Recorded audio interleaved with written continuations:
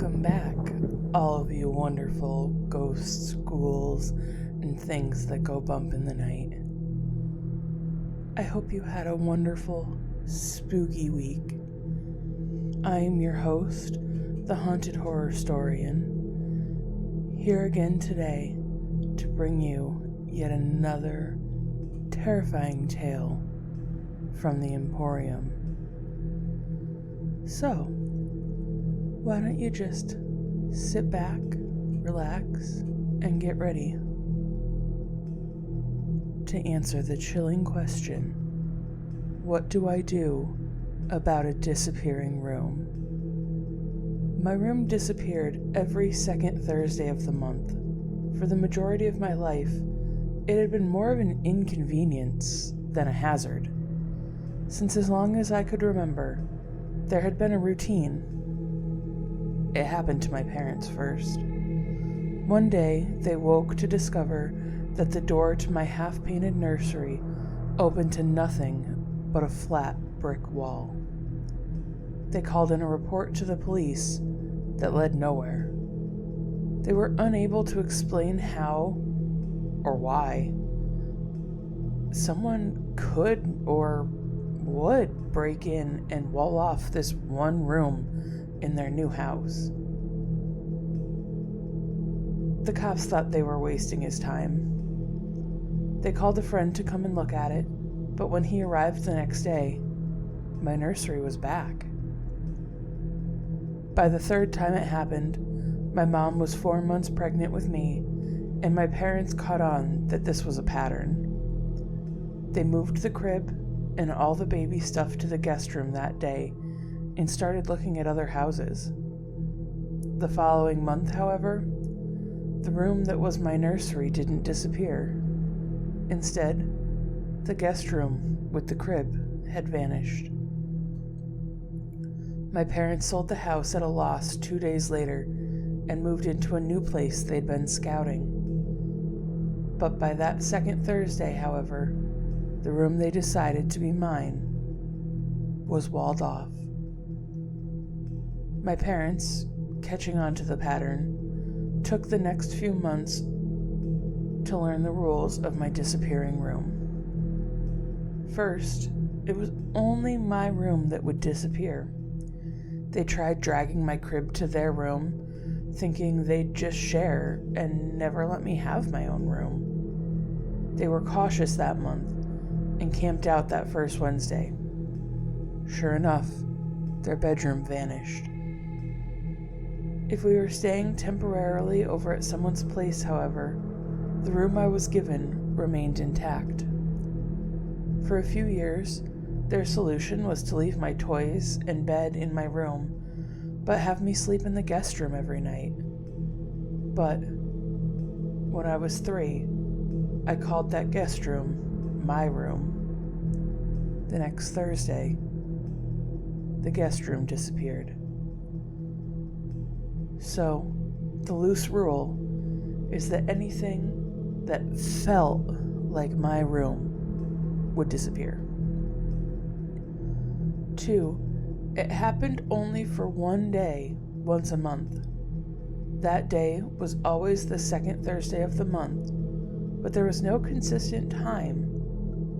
My parents stayed up watching my room with the door open those first months and made a chart. There was no consistent data. The times varied from 3 a.m., 6 a.m. on Thursday, or even 11 p.m. on that Wednesday before, for when the room would just wall itself up. By 10 p.m. on Thursday, 2 a.m. or 10 a.m. on Friday, my room would reappear. The room went whenever it sort of felt like on Tuesdays. 3, the door to my room closed when the room disappeared. My parents tried jamming it with door stops or furniture. They took the door off its hinges. They put a metal bed frame between the 2 rooms. Either the door would slam closed, crushing whatever they had used to bar the way, or a new door would show up. 4, the room was gone, not just barred. My dad tried to crawl through the windows and hammered a hole through the wall to try to get inside on those Thursdays. His attempts brought him nothing but brick and concrete. It was like a block just switched with my living space. My parents decided to keep this anomaly a secret, afraid they would be thought of as crazy, or worse. Someone might believe them and they'd take me away. So instead, we learned to deal with it. On the second Wednesday of each month, I'd pack a change of clothes and the schoolwork I'd need for the next day. I'd sleep in the guest room Wednesday night, go about my usual routine, and sleep either in my reappeared room or in the guest room again on Friday, depending on how late it reappeared. It wasn't a strenuous change in schedule. I never knew any different, but it worried my parents. When my mom was pregnant with my little sister, the guest room became her room, and I was made to sleep in the living room. To their surprise, and my mild annoyance, my sister's nursery never disappeared. Even after she was born, her room was always intact. I was 6 or so at the time, and as far as I understood it, I traded sleeping in a soft, spacious, grown-up bed for sleeping on a blow-up mattress once a month, next to a crying baby. It didn't get better as we got older and learned to torture one another, the way young siblings do. When I was 13 and she was 7, she had this annoying talking doll that she'd play with almost every night. I hated that thing. So one Wednesday night, I tossed it in my room. She cried herself to sleep thinking she'd lost it forever, and I felt guilt that almost outweighed my annoyance. I waited by my door that Thursday, ready to make amends and bring back my sister's toy as a peace offering. My room shifted relatively early at 9 p.m. My sister's doll was there, and so was a note. It was written in orange highlighter. Thank you. It wasn't cryptic, but nothing new had ever been in the room after it was gone for a day. Nothing was ever out of place. I screamed and ran for my parents. They read the note and turned on me. I know in hindsight they were afraid, not angry, but I only heard them yelling at me, asking me what I did wrong to provoke it. None of us knew what it was, but none of us liked it. My sister took back her toy, and I slept on the air mattress at my parents' insistence, even though my bed was back. I felt like I was being punished. I thought a lot about the note. A month later, it still came to mind as I did my homework. I had an orange highlighter and a few pens in a cup on my desk. When I drew a line on my paper, I knew it was the same weathered orange the note had been. We always knew the room disappeared, but this was the first time I considered that my room actually went somewhere. The next second Thursday, I wrote a note to it and left the paper in the center of the room. Reading it now, I'm surprised at my own juvenile concerns. You got me in trouble. Are you using my highlighter? Don't do that. I don't want you touching my stuff. That Friday, when my room reappeared, there was a paper on the floor. Sorry, was all it said. The word itself was written in a rusty, pale red. It almost looked like watercolor. Only, of course, it wasn't. It had written back its message in blood, but not in a threatening manner. The handwriting was neat, and there were no ominous stains among the edges. It was a real response from the thing inside my room. It had written its short apology on the back of my note. I hid that note from my parents. There was this giddy, childish excitement in me. I felt like a pioneer of new lands. I was overjoyed more than anything to be the one to discover this secret to a room my parents knew supposedly everything about. It almost killed me to wait a whole month to write again. But when the next marked Thursday came around, I was ready. I left another note in a cheap ballpoint pen in the center of my room. That note was gross. Did you write it in blood? You should use pens, dummy. Here, have this one. My mom and dad say this room is haunted. That makes you the monster, right? Do you live under my bed? Right back. From Tom. The thing on the other side already knew where I lived, but I was taught not to give out my full name to strangers. I got a response the next day on the back of my paper. Sorry. You said not to use your pens, so I bit my finger. I'm not a monster. I live in this room, not under the bed. There isn't a bed, except on these nights. There weren't any toys for a long time either. I liked the doll. I liked talking to someone. I don't have anyone to talk to here. I didn't mean to get you in trouble. Intrigue won out over caution, I think, at that age. It started as an experiment for me, to learn what I could about the inside of the room, to gain insights that my parents never could. The next week, I tucked my sister's talking toy and a blank notebook into the room. I left a note giving the notebook to him and telling him to write me back. I can't remember exactly what I said, but the introduction was something along the lines of, if you have no one to talk to, then you can talk to me. I thought I was being clever, gaining its trust. I can't remember exactly what I said, but for months we exchanged messages back and forth in that notebook. He would ask me about school, my favorite shows, my favorite superheroes, things like that. I soon forgot it was an interrogation and thought of the thing on the other side of the door as an outlet for my grievances. It became my supernatural pen pal. If my parents grounded me, I confided in it. If my sister annoyed me, I'd tell it how much I wished I was an only child. It wrote to me once, if you don't like it out there, you can come play here. Stay with me for a month. Even then, I felt a serious aversion to that invitation. Yet, I also felt guilty that I couldn't trust my friend in the other room. I thought I was being too paranoid, and my letter to it that next month was an apologetic decline. I didn't want to stay with it for a month.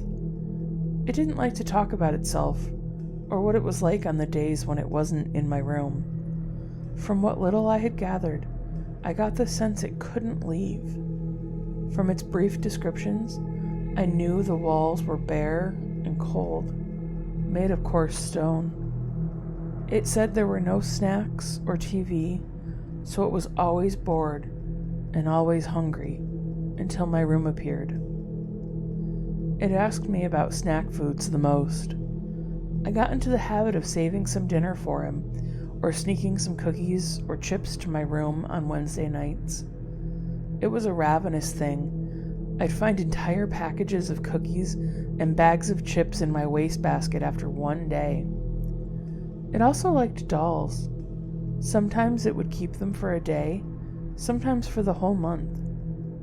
When I gave it some of my sister's toys, they'd have their clothes switched, or hair braided or done up. Sometimes half ripped out, sometimes with missing limbs.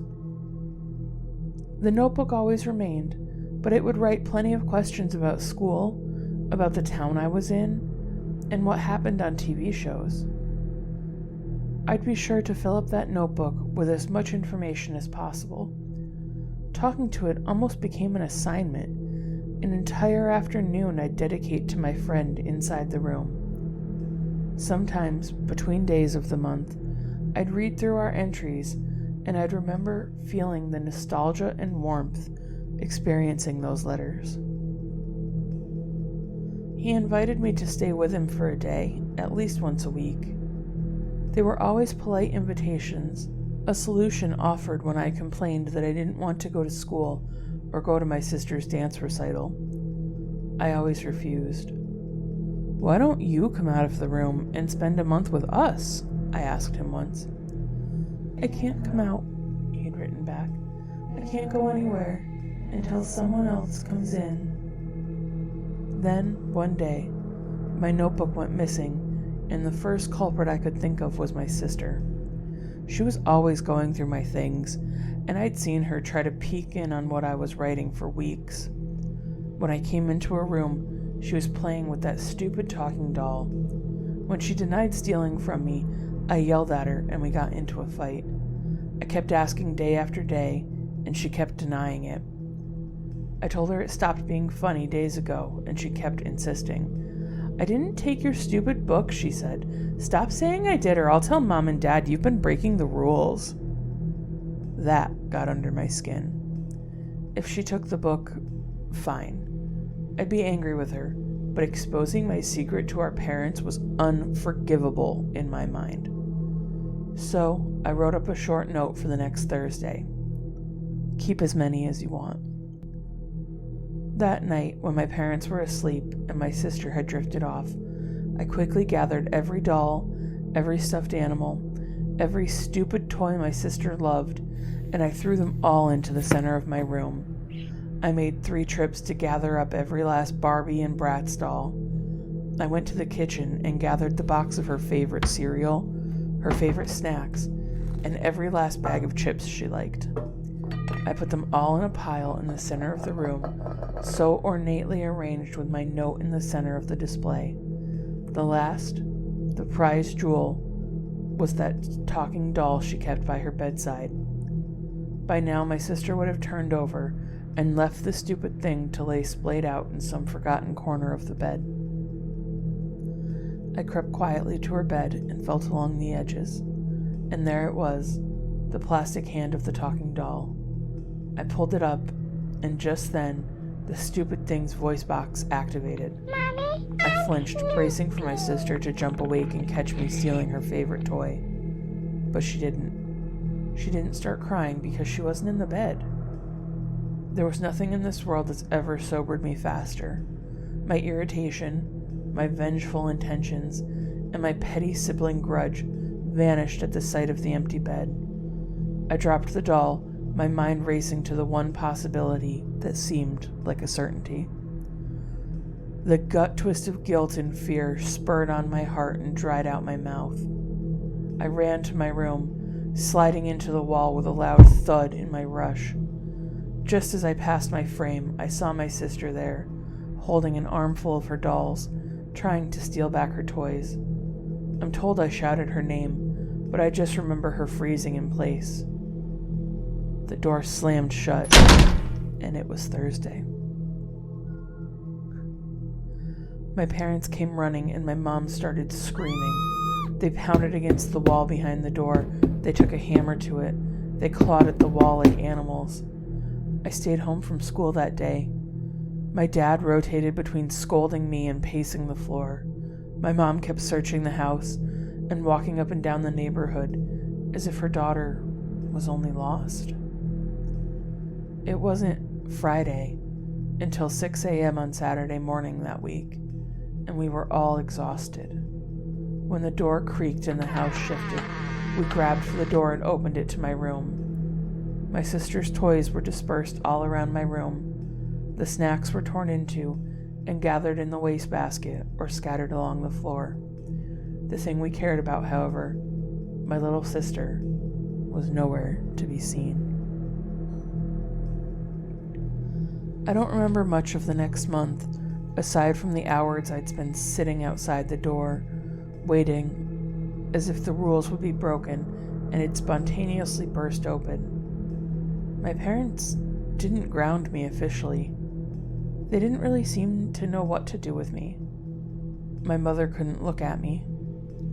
My father was the one to tell me it wasn't my fault every few days, but that only made me feel worse.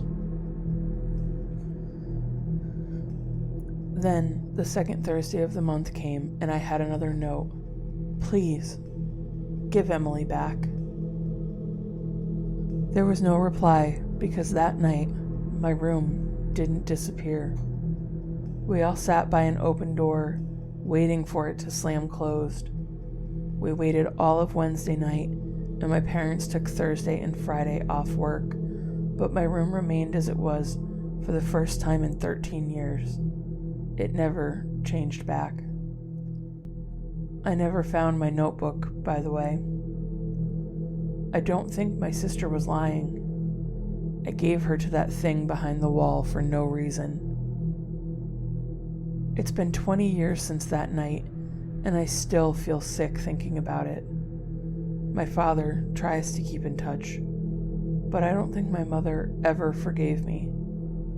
The last time I saw her was at my wedding. I'll keep my family guilt to myself, but I told you all of that because now I need help.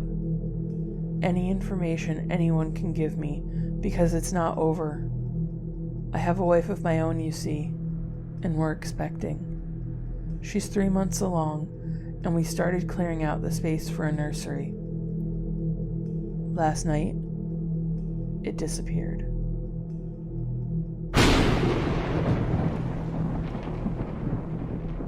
And that, dear listeners, is all that Tom wrote.